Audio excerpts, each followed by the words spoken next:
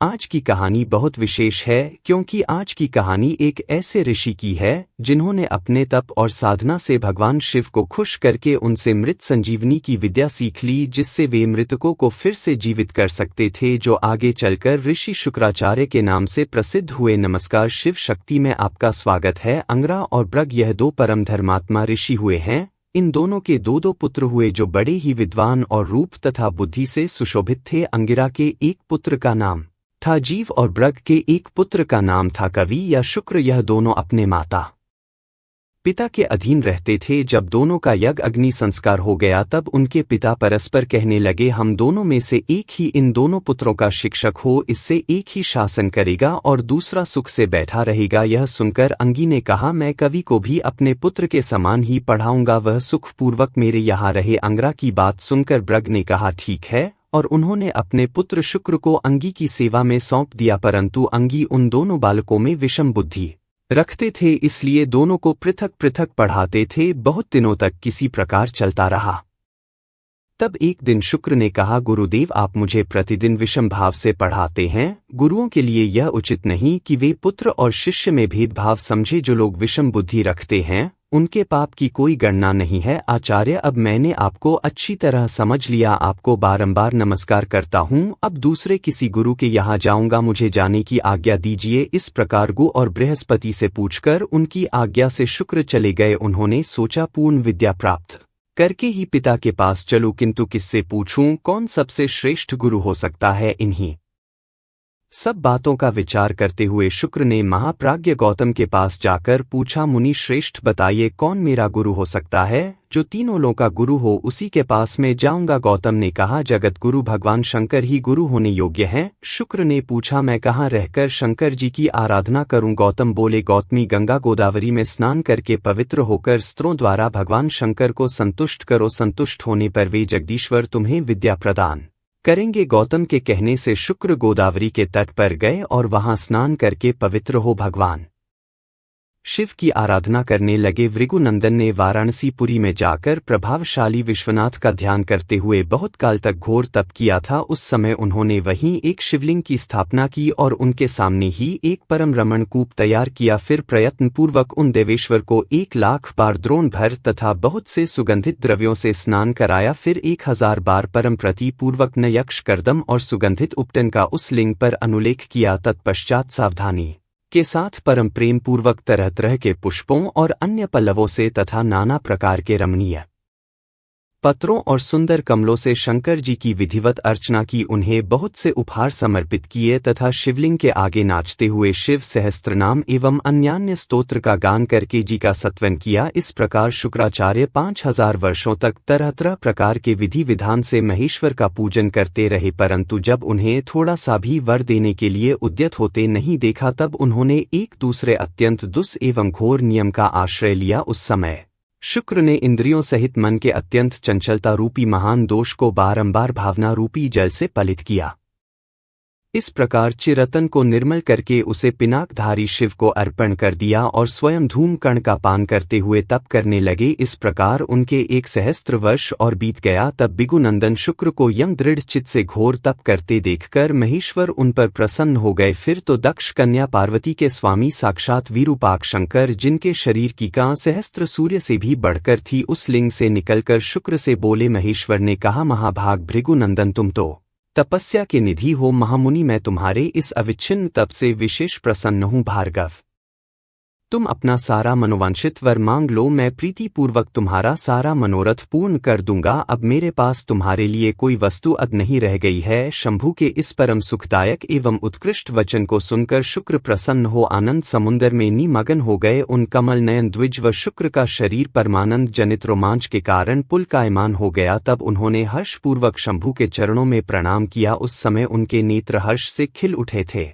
फिर वे मस्तक पर अंजलि रखकर जय जयकार करते हुए अष्टमूर्ति धारी वरदाय शिव की अष्टमूर्ति अष्टक्स स्तोत्र द्वारा सत्वन करके भूमि पर मस्तक रखकर उन्हें बारंबार प्रणाम किया। जब अमित तेजस्वी भार्गव ने महादेव की इस प्रकार स्तुति की तब शिवजी ने चरणों में पड़े हुए उन द्विज को अपनी दोनों भुजाओं से पकड़कर उठा लिया और परम प्रेम पूर्वक में गर्जन की सी गंभीर एवं मधुर वाणी में कहा, विपर व कवि तुम मेरे पावन भक्त होता, तुम्हारे इस उग्र तप से, उत्तम आचरण से, लिंग स्थापन जन्य पुण्य से, लिंग की आराधना करने से, चित्त का उपहार प्रदान करने से, पवित्र अटल भाव से, अविमुक्त महाक्षेत्र काशी में पावन आचरण करने से मैं तुम्हें पुत्र रूप से देखता हूँ, अतः तुम्हारे लिए मुझे कुछ भी अदेय नहीं है। तुम अपने इसी शरीर से मेरी उदरदरी में प्रवेश करोगे और मेरे श्रेष्ठ इंद्रिय मार्ग से निकलकर पुत्र रूप में जन्म ग्रहण करोगे।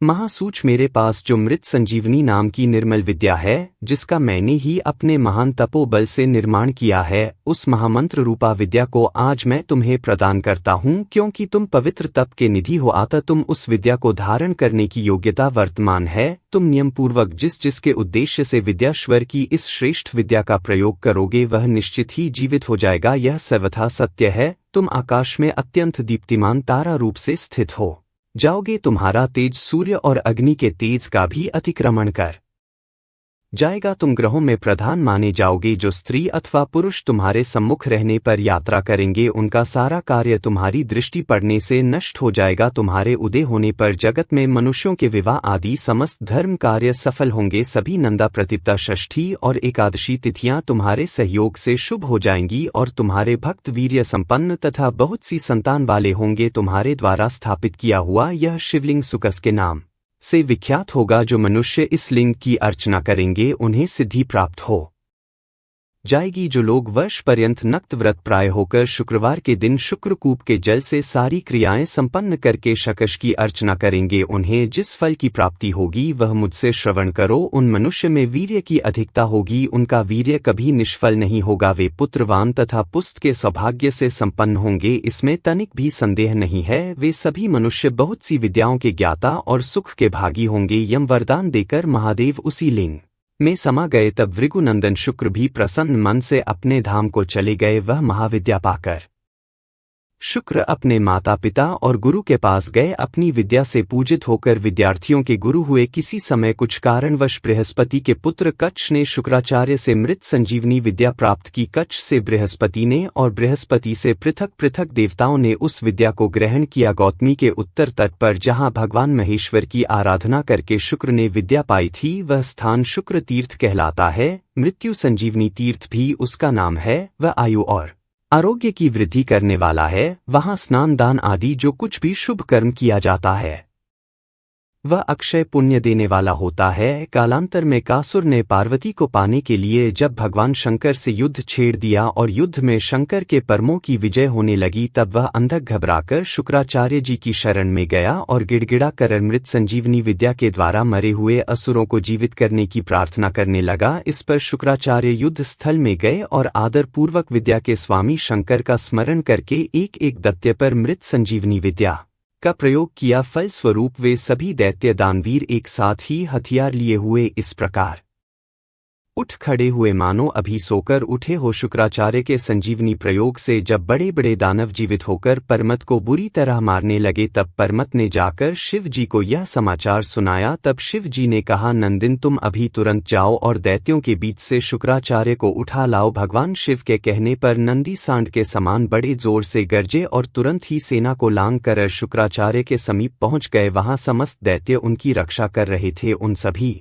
दैत्यों को विक्षुब्ध करके नंदी ने शुक्राचार्य का अपहरण कर लिया। नंदी ने अपने ऊपर बरसाए गए असुरों के अस्त्रों को अपने मुख की आग से भस्म करते हुए शुक्राचार्य को दबोच कर शिवजी के समीप ले आए। शंकर जी ने शुक्राचार्य को पकड़ लिया और बिना कुछ कहे उन्हें फल की तरह मुख में डाल लिया। उस समय समस्त असुरों में हाहाकार मच गया। जब गिरिजेश ने शुक्राचार्य को निकल लिया तब दैत्यों की विजय की आशा जाती रही। शंभू के उदर में स्थित शुक्राचार्य आश्चर्य रहित वायु की भांति निकलने का मार्ग ढूंढते हुए चक्कर काटने लगे। उस समय उन्हें रुद्र के उदर में पाताल सहित सातों लोक ब्रह्मा नारायण इंद्र आदित्य और अप्सराओं के विचित्र रघुवन तथा वह पर मथासुर संग्राम भी दिख पड़ा। इस प्रकार वे 100 वर्षों तक शिवजी की कुक्षी में चारों ओर भ्रमण करते रहे, परंतु उन्हें कोई छिद्र नहीं दिख पड़ा। तब शुक्राचार्य ने शैव योग का आश्चर्य ले एक मंत्र का जाप किया। उस मंत्र के प्रभाव से वे शंभू के जठर पंजर से 3000 वर्ष बाद शुक्र रूप में लिंग मार्ग से बाहर निकले। तब उन्होंने शिवजी को प्रणाम किया। गौरी ने उन्हें पुत्र रूप में स्वीकार कर लिया और विधि बना दिया। तदनंतर शुक्राचार्य को वीर्य के रास्ते निकला हुआ देखकर भगवान शिव मुस्कुराते हुए बोले, भृगुनंदन, तुम मेरे लिंग मार्ग से शुक्र की तरह निकले हो, इसलिए अब तुम शुक्र कहलाओगे। जाओ, अब तुम मेरे पुत्र हो गए। शंकर जी के यूं कहने पर सूर्य के स्त्री कांतिमान शुक्र पुनः शिव जी को प्रणाम कर स्तुति करने लगे। स्तुति के बाद पुनः नमस्कार कर शिव जी की आज्ञा से वे पुनः पराजित दानवों की सेना में प्रविष्ट हुए। उस समय उन्होंने शिव के त्रिशूल पर लटके हुए दानवराज अंधक को देखा। उसका शरीर सूख गया था और वह त्रिशूल पर लटका हुआ परमेश्वर शिव का ध्यान कर रहा था। फलस्वरूप शंकर जी ने उसे मुक्त करके गणाध्यक्षाएं प्रारंभ की। उनकी कहानी आज भी प्रेरणा देती है कि सच्चे तप और भक्ति से सभी बाधाएं पार की जा सकती हैं। नमो शिवाय।